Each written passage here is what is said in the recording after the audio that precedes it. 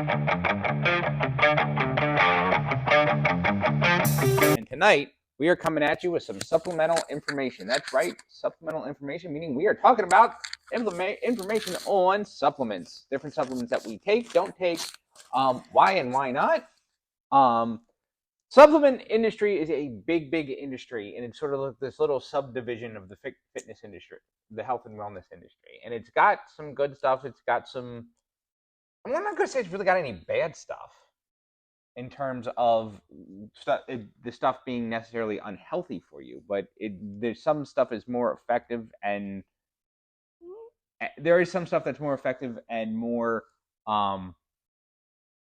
useful, I think, to your body and to you, and some of it even almost depends on your goal and what you're doing. Sure. So we're going to talk about that. And tonight. Some stuff just that you have to be careful about, because anything can be too much. You know what I mean? Like too much of a good thing, too much of a whatever. And we'll talk about that a little bit. So preparing for this, I put the word supplements in my Google search. Oh, of course you did. And it was like supplements for hair loss, hair growth, anxiety, increase your testosterone, reduce cortisol, joint pain, depression. I mean, it went on and on and on and on. There's a supplement that claims to do something for pretty much anything. There pretty much is.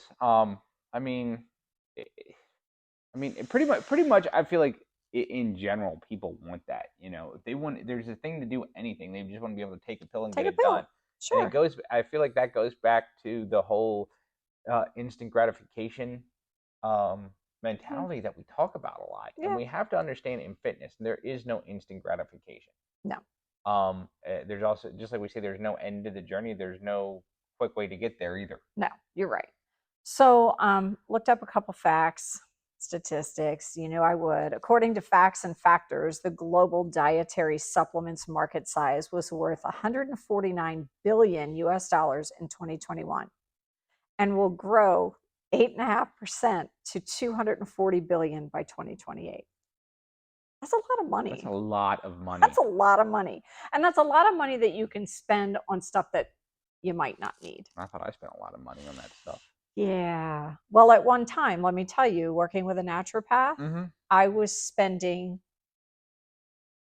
over the course of a year, I spent thousands of dollars on supplements. Oh, I spend easily, and I don't feel like I take a whole lot, but I easily spend $100 to $200 a month on various supplements that I take. Like, and some of it's more expensive than others.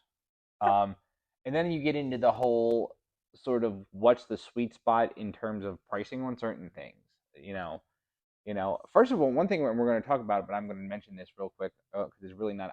I personally don't consider protein powder a supplement. I consider that food. Yeah, no, I don't think we want to talk about protein powder in there. But I agree with you on that. There are some that you can get that are like $20 for a tub, for like a 1.5, 2 pound tub, and then there's other ones you can get that are like $60, $70 for a 1.5, 2 pound tub. Okay. And they'll all tell you, oh, because it's got this in it, and it's not. Sure. And yes, the $20 one is a little not as great a quality. But you would really, think. It is. The one that says Food Lion, I'm going to say the one that says Food Lion brand, or the one that says Aldi brand, the one it. Okay. But I'm also going to stay away from the one that's so-and-so's $1 million 2,000 protein that has 8,600 grams of BCAAs and creatine and stuff to make your skin glisten like the sun in it. Right. You know, I mean, like that. Unless you absolutely need that stuff, like there's a sweet spot in protein powder. And I think all supplements are like that. You're right. And the thing with supplements, let's just dive in a little bit, and then I'm going to bring that part of it into it. While vitamins and nutritional or dietary supplements can be beneficial, they're not without risks, right? Like you have to be careful. So they're not. And people can come back. You can come at me and argue with me like about the FDA, but they're not regulated. So I could create a supplement in my backyard, in my garage, and market it and tell you that it contains XYZ, and I really don't have to prove it. As long as it actually contains those things, I'm good. But the thing with supplements that I look for, and this also affects the price, I look for things that say, you know, third-party tested, things like that, where they're claim that what they claim is in there, especially with protein. If they claim it's a certain percentage of protein, then you're actually getting what you're paying for, if that makes sense. Well, one of the things we're definitely going to get into as we talk about this tonight is in pre-workout. The pre-workout protein powder is another one, and a lot of true bodybuilding supplements. They'll say contain such and such, and it may contain such and such supplement, but does it contain enough of a dose of that supplement to actually have any effect? And pre-workout is a big one for that. Yeah. So just because something is natural, be careful. It doesn't mean it's safe. I mean, that's a fact. If you have a well-balanced diet consisting of like lean proteins and your whole grains and fruits and vegetables, then you should find you don't necessarily need vitamins or supplements. However, most of us don't eat enough of the nutrients that our body needs. So in my opinion, that's where vitamins and supplements come into play. It's like bridging the gap of a nutritional gap. Does that make sense? Absolutely. Okay. And I don't care what supplement it is. I don't care whether it's pre-workout, whether it's a vitamin supplement, whether it's a quote unquote fat burner. I don't care what it is. If your nutrition is out of whack, and we all know this person I'm about to talk about, but if your nutrition is out of whack, if your training is out of whack, no amount of supplements are not going to do the work for you. They're going to help make the work. They might help make the work a little bit easier. They might help you get more results out of the work. Okay, I'll buy that. They are and optimal and peak results out of the work. Yeah. But they are not going to do the work for you. In certain cases, and one of the things that I know we're going to talk about is a joint supplement. One of the main ingredients in most joint supplements is Chitosan. Right? Say that again. I'm sorry, glucosamine. Glucosamine. I was like, wait. And chondroitin. And chondroitin, yes. And Chitosan is another one. It's a joint supplement. It's usually found in shellfish. However, gotcha. Okay. However, it is found in the shell of these shellfish. Okay? No one's going to sit there and eat freaking shrimp shells. You don't? No. Just kidding. No, I'm from Baltimore. I'm from Baltimore, so I know how to cook seafood. Okay. No one's going to sit there and eat the shell out of the shellfish, which has the highest concentration of Chitosan. Okay. And so it's going to be, go ahead. So we'll get into that. I mean, here's your disclaimer. As always, talk to your doctor or your health professional before you take supplements, because we can't advise you on that. We can talk about them and we can tell you, and we will share a little bit about what we take. So, a little bit more stats just so there's an understanding. Specifically, 94.3% of the US population does not meet the daily requirement for vitamin D, not surprising.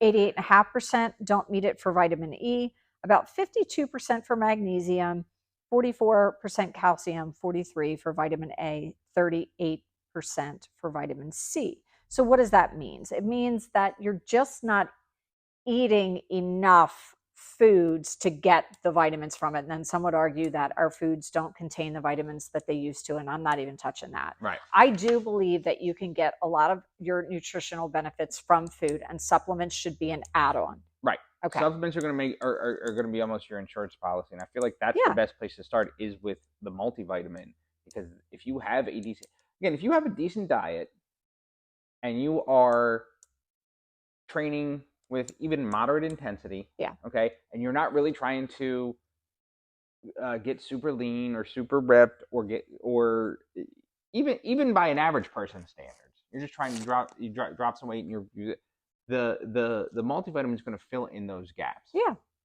So you do have to be really careful with vitamins that are fat soluble.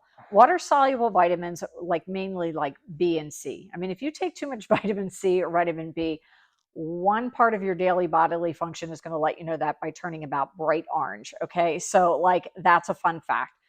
It's dissolved in water in your body. They're easily lost and need to be replenished often. Okay. The fat soluble ones, that's where, again, little caution, little red flags.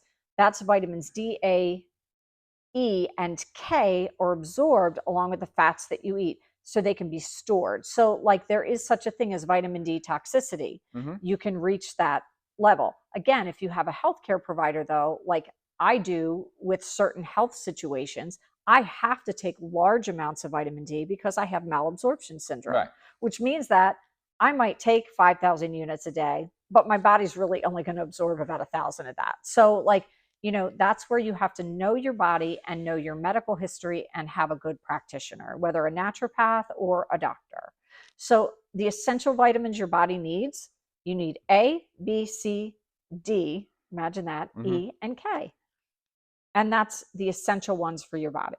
F and G get like kicked out? I think F and G are not even in there. And if someone tells you to take vitamin F or G, you might want to question their authority.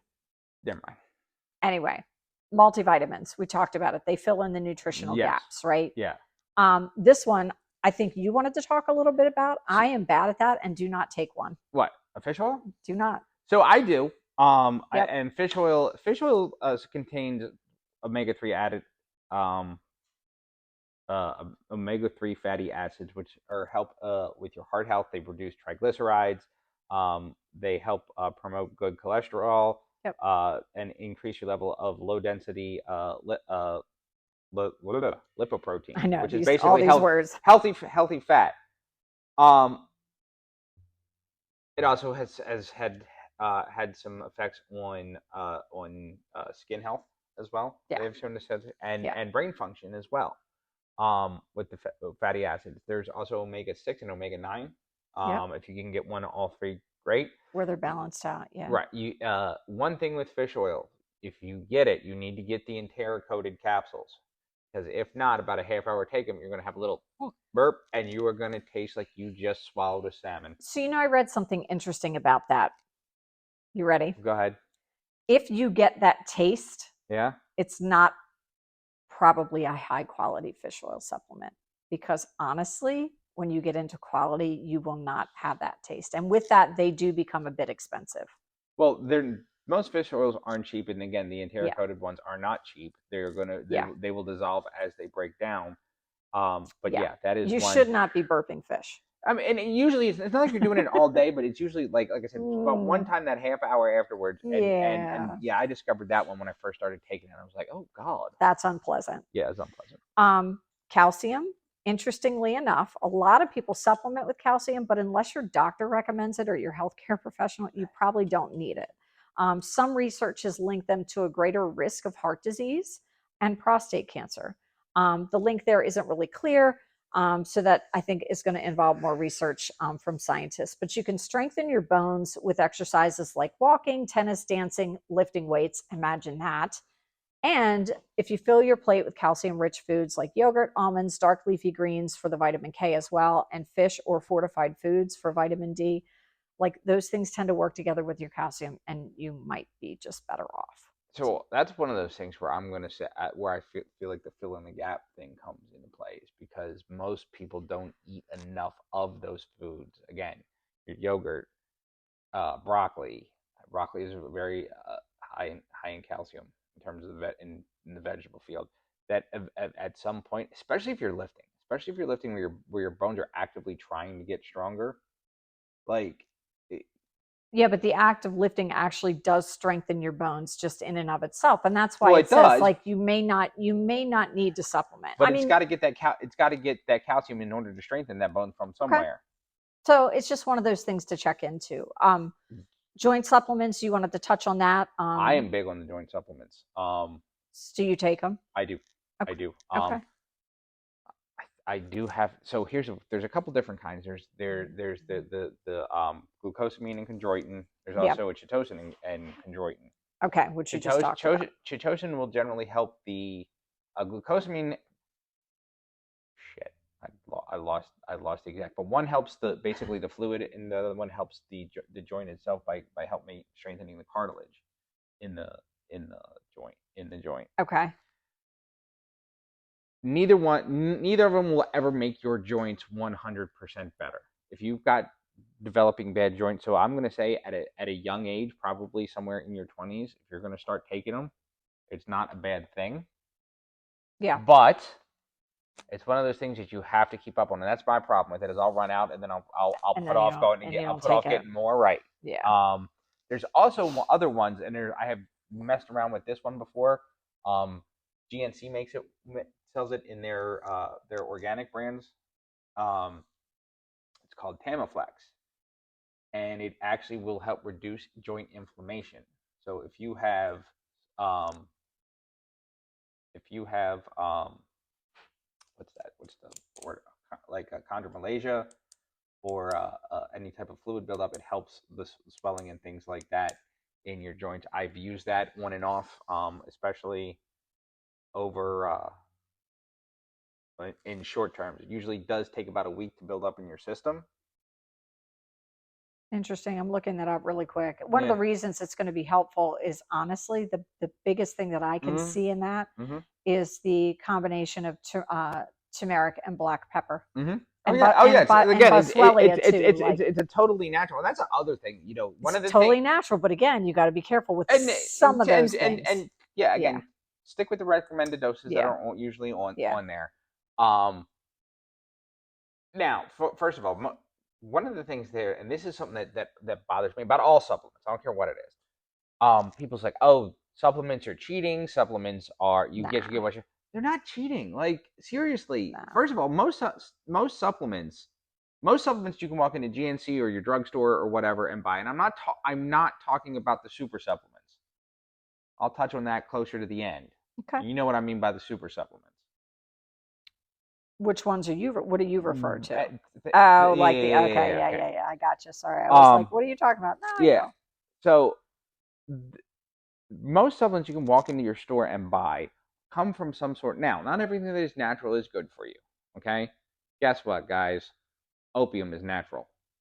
Right. I don't think you should supplement with opium. No, but I'm just saying, like, there's this right. There's this thought that natural is good. We've talked about trigger words in a couple of different episodes. We've talked about nutrition. We've talked about it in fitness. When we're going to talk about it here, there's these trigger words. Natural is one of them. When we think of natural, we think of something that is healthy, and not everything that is natural is healthy. It's not. At the end of the day, table sugar is natural, right? Like, you got to be careful with the word natural and what that implies. But if we talk about, go back to your glucosamine and chondroitin, out of supplements, that is one of the least harmful. That, long-term studies show that it's really harmless to take it. If it does benefit you, take it. Right. If it doesn't, and some people don't get relief from it, then don't waste your money. I never found that I got the Tamiflex. Actually did feel like I got some relief from, but most chondroitin and glucosamine supplements, I don't feel like I get relief from. I feel like I don't get. Basically, I don't get any more. I don't get any further injury, any further breakdown. So then it justifies you taking. Right. Moving on, vitamin C. That's a fun one. Vitamin C is one that like, think about the supplements when you get sick, like Airborne and Emergency. That's what they are. They're mega doses of vitamin C. Your body's going to absorb what it can, and the rest you're just going to pee out later in bright yellow or orange pee. So it's really like you have to, your body doesn't do anything to produce it. Like, some things we produce ourselves and we need help with. Vitamin C is not one of those things. We can't make it. We have to take it in the form of a supplement or food. So it's kind of easy to hit the recommended daily amount, like 3/4 of a cup of orange slices or half a cup of red bell pepper both give you more than 150% of what you need food wise. So if you add to that and take in vitamin C in other ways, I don't think it's harmful. That's one of the straight multivitamins. The only time I ever take a straight usually the time I usually in your multivitamin, like I said, bell peppers and or oranges are big things. Oranges I get are a little bit seasonal, especially here where we live. Yeah. But but bell peppers aren't. Right. But the claim that it can prevent colds or shorten the duration, research is inconclusive. I do tend to boost vitamin C if I get sick, but I also do it in combination with several other things if I'm sick. Okay. If I'm sick, I generally don't do it, except I do find that oranges tend to, like, if I have sore throat or whatever, tend to I'll boost it. I have like a powder that is a ridiculous amount, and I mix it in water and drink it. But I also do zinc and quercetin when I get sick. Like, there's a whole protocol that I go through if I get sick because of the way my body is. If I feel a sniffle coming on, I'm eating Emergencies like they're gummy bears. Right, but okay, so that's your vitamin C. So does it help? Maybe. Is it going to hurt you? Probably not. So here's another thing. Going back to the example that you said with peppers and oranges, is the acid in the food itself. There are some people that have acid reflux or capsaicin sensitivity or whatever, that they're like, oh, I don't really like those things. Well, this is a good way for you to get that. Sure. This one's actually a really hot topic. That is, if you do any kind of internet search, you're going to see all kinds of information on magnesium. That is a mineral that supports your body in lots of ways. It gives you energy, keeps your heart healthy. Even though it's found in a range of foods, including nuts, seeds, and whole grains, leafy greens, most of us, we don't eat enough of that. I mean, and that's one where supplementation is probably not a bad idea, but you have to ask your doctor which type is best. There's like 7 or 8 different kinds. One of them, think about it this way, because we always laugh about the funny stuff. Right. One of them is in a product that makes you poop. So be careful with that one, because unless you want that side effect, is it magnesium milk citrate? of magnesia, and that's right. the magnesium citrate. Yeah. So like that's exactly what milk of magnesia is. So not recommending that. We don't recommend them at all, but I wouldn't recommend that if you're trying to help with a magnesium deficiency. Especially if you're trying to gain weight. Right. But there's about 7 or 8 different kinds. And they all do different things. And the reason that there's a lot of information out on it now is in our society where we are overstimulated by stuff like this and watching podcasts like this. Do you tell people not to watch our show? I just said you're overstimulating them. But anyway, like if you can't sleep, magnesium is a dream supplement for sleep. So, just something to think about. But again, you might want to talk to your healthcare professional. B12, that's something you probably should talk about. So B12 is something I actually do take. I get a B12 shot once a month. You can buy B12 tablets. You need B12 to make red blood cells. It also helps with energy production. Yep. And the health of your nervous system. So fidgeting, shakiness, those types of things. One of the reasons that like when you're like, if you've ever, not that I've ever done this, but if I've been out very late drinking lots of alcohol, and you wake up and you have that sort of shaky feeling, it's usually a B12 deficiency. Again, not that I've ever done that. It can help with digestive problems. B12 supplements, you can, like I said, you can buy pills. The shots have become kind of trendy because they are inexpensive. Yeah. As a matter of fact, a guest that we are trying to get on this show here shortly runs a biohacker health center right near one of the gyms I work at, and because I'm an employee and I plug them, check out LifeMed in the Baltimore area. They give us one free a month. I will say, when I started taking them, I can't say I noticed like a jolt in energy, like drinking a lot of caffeine. Okay. But what I did notice after a couple of days is a lack of fatigue. Okay, especially with the schedule that I keep. Because you're all over the place. Right, as we talked about right before we started, I run multiple different projects out of multiple different facilities, including my own kitchen. Right. Plug Dave's Country Kitchen. But right. Anyway. Coach Dave's Country Kitchen. Oh. But I've noticed like I can get through the day better sometimes when I take that. So where do we find that naturally if we're not supplementing? If you're not pretty much your meat, most of your proteins, fish, meat, eggs. Eggs is a good one. Milk. If you're a vegan or vegetarian, I definitely recommend you don't recommend supplements, but if you were to recommend a supplement to a vegan, you might say, talk to your doctor about B12. I would absolutely. I got you on that Thank one, Dave. You. Not effort. But yeah, absolutely. I was going to say I was going to recommend looking into it. Yeah. But if you are vegan, because most of it is found in because you're not going to get it. Animal-based protein. 100%. Right. So you won't get it. So the other thing I like to talk about is like, and I said, this is again where you come in from the nutrition standpoint, I come in from out of the gym, is the stuff that you can walk in and buy, because this is, again, even a subset of the supplement industry is sort of the quote unquote bodybuilders or fitness supplements. Yeah. And I'm talking about the first one I really want to talk about, because it is one of the most researched things on earth, is the creatine. Okay. Do you take it? I do. I do too. Let me rephrase that. I take it. I sort of cycle on and off of it. I'm currently off of it. Okay. the reason I cycle on and off of it is what creatine does. Creatine actually helps your muscles retain water, thus allowing them to build muscles faster. Mm-hmm. Because, as I've talked about before, the process for building muscle, the formula for building muscle is energy, protein, and water.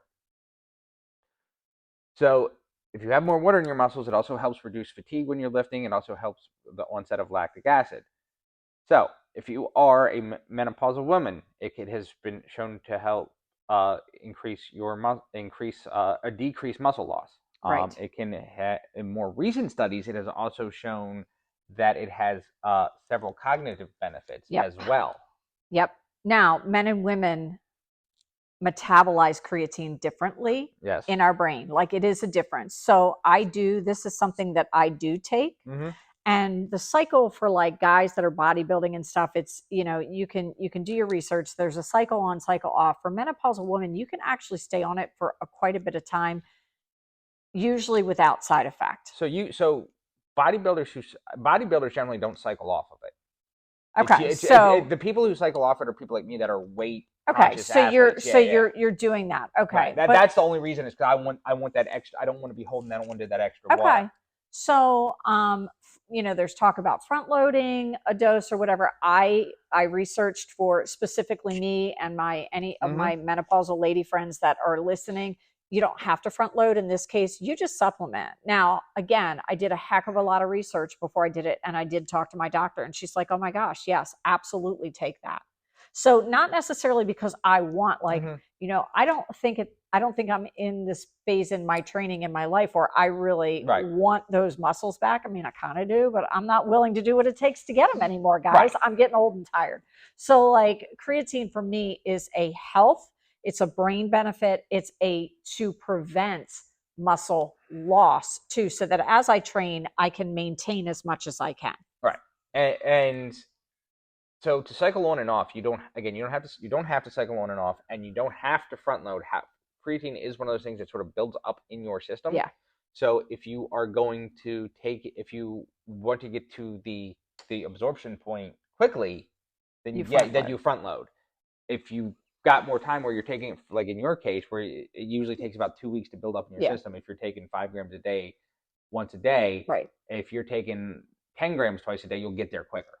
All right. So what's the other fun fact about creatine for people who like to vilify carbs? If you're not eating carbs or enough carbs, creatine is essentially useless. Well, yeah, because your body's not holding on to the water. So you can't, right? So that's just my little plug for my friends' carbohydrates, right? Well, and again, that's another reason I get off of it. And it's usually inexpensive. It is usually expensive, but that's another reason I like right now I'm off of it because I'm trying to cut the weight. Sure. Okay. Right. So that makes sense. So again, it's, there's a lot of little nuances to that. What else you got? Next one I want to talk about is testosterone boosters. Gentlemen over the age of 35. And ladies, please do not. Well, I'm going to say, if they want you, go knock yourself out, because to me, with testosterone boosters, all you are doing is flushing your money down the toilet. This is one of those things, and this is where even good companies like GNC, Redcon One, which is something that I use a lot of their products, they all have some sort of a testosterone, a quote unquote natural, which is usually plants and herbs mixed together, that's supposed to boost levels in testosterone. Now, a couple things with that. First of all, does it boost your level of free testosterone? Not necessarily. Does it boost your levels of testosterone in a significant enough amount to make a difference? No. Every testosterone booster, even ones from good, reputable companies, yes, they show a noticeable increase, but not noticeable enough to make an impact on muscle building, fat burning, or overall, we'll call it male health. Yeah. Okay. Cool. So again. So like, what's the point? It's hype.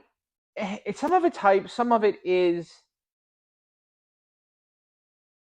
So it does do what it says. It does boost your testosterone, but again, not enough to make the difference in what you're needing. However, And I'm not talking about testosterone replacement therapy. That's a completely That's different. a totally I'm different gonna thing. hit that, touch on that real quick at the end. But what I'm talking about is the stuff that you can walk into GNC. You can, Christ, I think you can walk into Walmart and buy them now. Yeah. In those types of things. Okay. Here's one of my favorites. Electrolytes in my water. You're and I go like supplement powders? I actually do a liquid.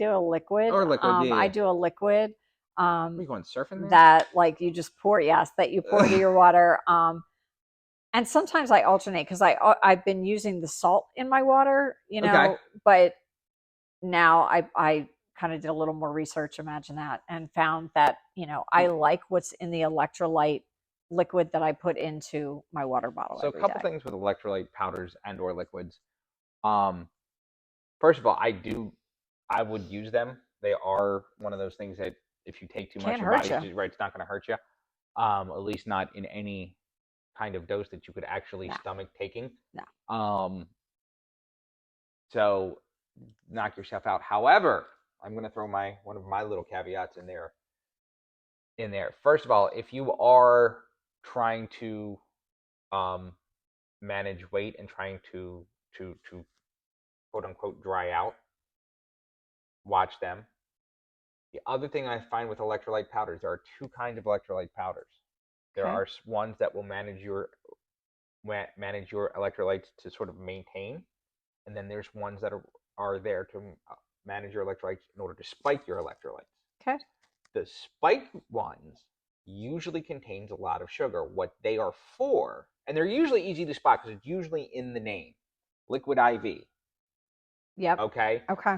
Gatorade is another one. Yep. But usually they contain a shit ton of sugar by design. What they are for are extreme hiking, sports. You're running up and down a basketball court, up and down a football field or a soccer field. You come back, you're dehydrated, you're not drinking water, you're sweating, working outside. Right. Is another one. That's a quick. Then that's a quick replenish. Fix. Yeah. So they have usually a lot of simple sugars in them that are designed to be absorbed fast. So when they absorb fast, they take the water. Your body can't just absorb the sugar, so it has to transport the sugar somehow, so it absorbs the water along with it. The other kinds, the kind that you're talking about, Mio is one of them. Usually they have no calories. They add a little bit of flavor to your water. So if you're like me and don't like really drinking salt water, I don't want to feel like I'm drinking directly out of the ocean. I understand. They can add some flavor to your water. Yeah. Some of those things like Propel waters are a good one. They also make powders, I believe. Yeah. And I can't think of any of the other ones right off the top of my head. But again, if you're going to go to an electrolyte supplement, know the difference between a rapid absorption and a maintenance. Right. Absorption. So the everyday one, the purpose is so that if you do, like, this is 90 ounces of water. If I don't put anything in there and drink the water, I'm not hurting my body, but I'm not helping my body in the best way possible, because my body is going to excrete most of that without taking it into the cells to help the cell function. So the electrolytes help do that. What else you got? So so I want pre-workout. Pre-workout. What does that mean? It means exactly what it says. Pre-workout, before your workout. So when I'm working out, I should be sipping my pre-workout? No, before your workout, you should drink it. You drink it in like a shot. It is. You pour this powder into the water and you chug it, and you do not sip. I mean, if you're going to sip it, a little charged up over this one. So here's my problem with pre-workouts. So for anyone who doesn't know what a pre-workout is. Pre-workout is usually a powder. Sometimes you can buy them pre-mixed. They are not energy drinks. So Red Bulls, C4 in a metal can. Usually true pre-workout usually comes in a plastic container, not in a can. So if even a lot of companies that make pre-workouts also make an energy drink. C4 does, Bucked Up does, Redcon does. Yep. The energy drinks are in a can. Pre-workout is in a small plastic container or in a powder form. What a pre-workout is, it usually contains a large dose of caffeine. A good recommended dose is between 200 and 250 milligrams. Okay. Any more than that, you are just basically trying to crack yourself out, for lack of a better term. They also contain things like beta-alanine, nitric oxide, hemodilators, allow your blood vessels to expand, your brain to focus, and sort of delay the onset of lactic acid buildup. Right. Some of them contain creatine and or BCAAs as well. Okay. So they are great before you work out, especially if you're having, you didn't sleep well, you've had a stressful day. Mm-hmm. If it's, any leg day is a good day to take a pre-workout. So, any sort of high intensity training, if I'm doing like a total body where I'm doing a lot of weights with some plyo in there, I will take a pre-workout. Mm-hmm. So, but it is just that. It is pre-workout. It is not an energy drink. It is not a hangover cure. It is not something to take before you go out drinking. It is not something to take because you stayed out all night drinking. Yeah. It is not. It's got a purpose. So the other part of it is because the caffeine in it is generally fast absorbing. So it will spike your energy. Most caffeine lasts, like caffeine from coffee, caffeine from natural sources, lasts in your body 6 to 7 hours. The caffeine that comes along in a pre-workout generally lasts about 2.5 to 3 hours. Mm-hmm. That's why you finish your workout, you feel great a lot of times, and some who don't have the right mix of caffeine supplements in there, you will crash right after your workout. Right, so do your homework. Yep. If it's got more, some people say 300, I say 250, but if it's got more than 300, you are basically just taking a large dose of caffeine. Also, there are ones out there that say they've got, what was the one someone gave me a sample of one time and I was out, so I used it. Oh, it was called Psychotic by Insane Labs. It had. Shouldn't the name have clued you in? Yeah, but it was all I had, and it was Power Clean Day. Okay. So totally makes sense. It had a testosterone booster, a lot. I want to say over 300 milligrams of caffeine, and something else in it. And I remember just like sitting there, like my skin itched so bad from all the beta-alanine. I was very tan at the time. I was turning almost purple. Like it was just, I'm just like, you were hearing colors. Right, I'm hearing colors, and then later on in the day, honestly, I when I came down from it, I almost thought I was getting sick, and this was like immediately post-COVID. I think when I say we had just stopped wearing masks in the gym, right? And I remember sitting there like sweating and going, "Oh my god, I thought I was getting sick from that." Yeah, guys, pre-workout is just that. And when people say, "Oh, I take some pre-workout and I'll be fine," when they come into work hungover, or they take it use it for. Then it says it right on the thing. Pre-workout, take it before you work out. And only to stick with. Now there are some out there. I will say that have sort of a little boost and a lot boost. And then we'll have like 1 scoop or 2 scoop. Ghost is one that comes to mind. The 2 scoops is a normal dose. Yeah. And then the 1 scoop is a half a dose. Stick with the recommended dose that is on the thing. You don't want to play around with that stuff. How about aminos? So aminos, there are 2 kinds of aminos. There's BCAAs and there's EAAs. For most people, even people who train, I'm going to say on an intermediate level, the BCAAs are fairly useless. Okay, they are not going to hurt you. Nope. They do a lot of times will also be paired along with some sort of a maintenance electrolyte solution. So if you want to add some flavor to your water, it's not going to be the end of the world.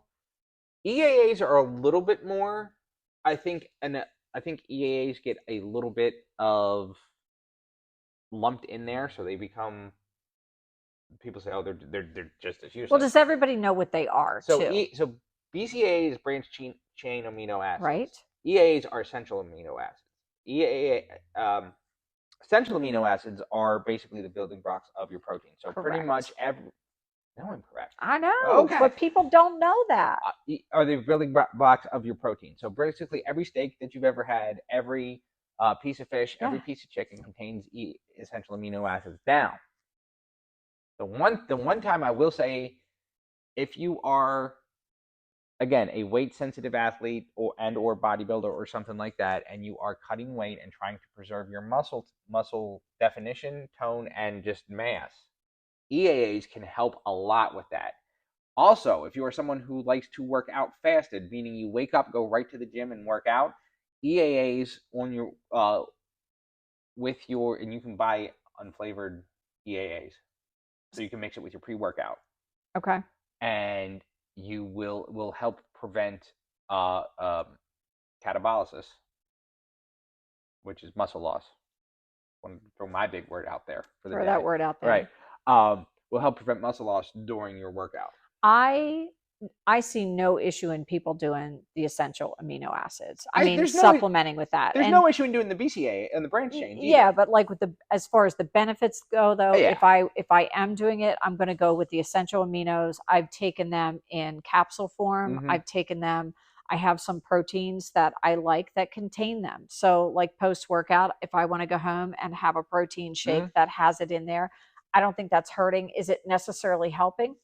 It might be, I mean, maybe a little bit. I think both, for a beginner, I don't think they're necessarily helping, or they're not, obviously they're never hurting. Let's put it that way. Yeah. But I don't think they're helping.